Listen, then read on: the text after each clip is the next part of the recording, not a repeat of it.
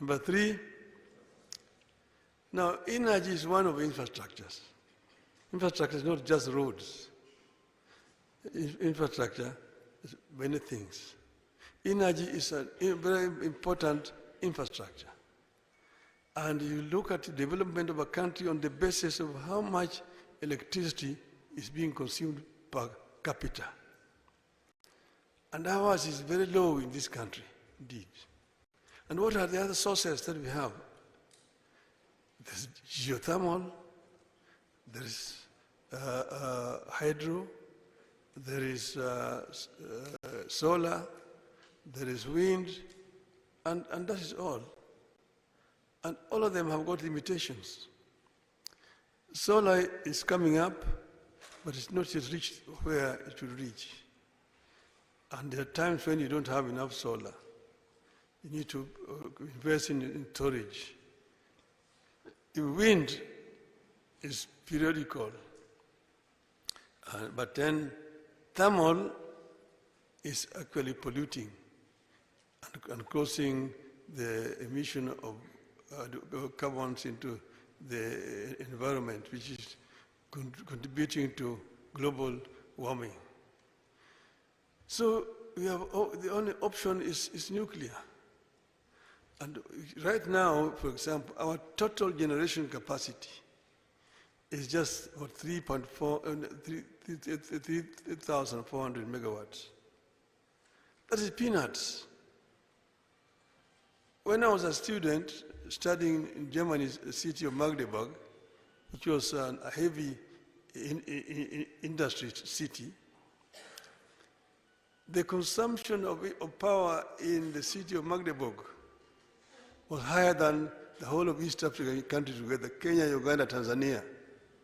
Just one city alone in Europe, you see? So energy is so important. What we are actually generating here is peanuts. But we could have gone much further, faster. Look at a country like Vietnam. Those of you who are alive before 1975 heard what happened in Vietnam. We were born when the war in Vietnam was going on. And it went on until 1975. Each day there were reports of bombs thrown in Vietnam. Bombs, people thought all the Vietnamese would have been dead. But then the war ended in 1975. Kenya was independent.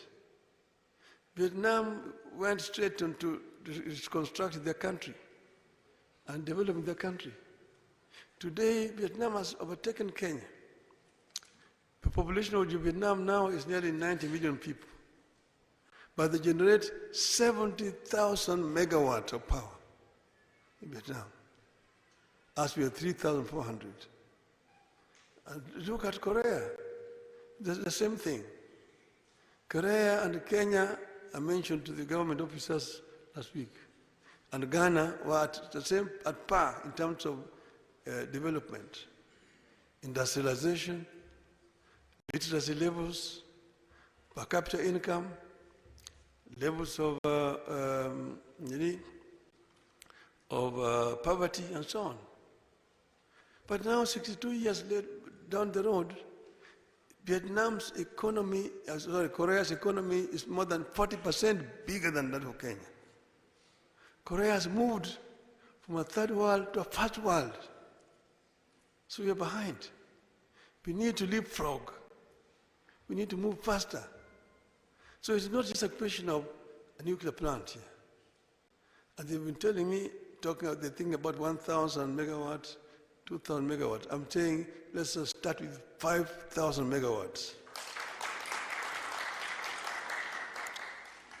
And then also, if you start with 5,000, ensure that there's proper safety.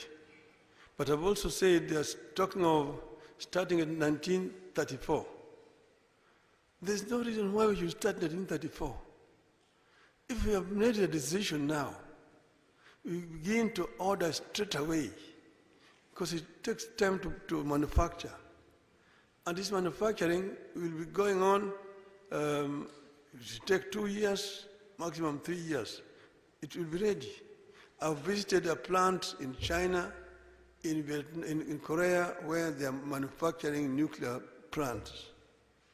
And you can see you have got an order here from this country, you have got it from Malaysia, you have got an order from India, got an order for this. They are all busy manufacturing. Let there be also an order for Kenya there, so that you can start and aim at Vision 2030.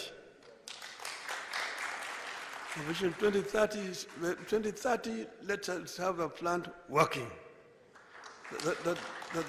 That should be our aim as a country.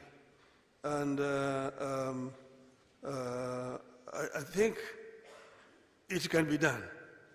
We must say Kenya must be able to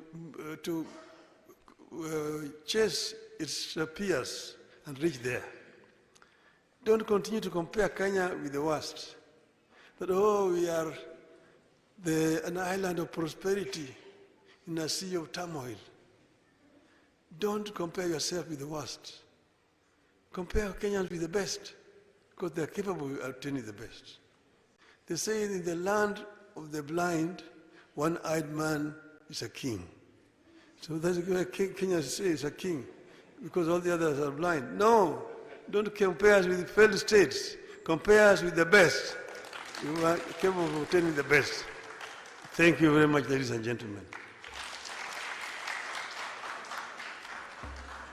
Thank you, Your Excellency. May we accord His Excellency a standing ovation.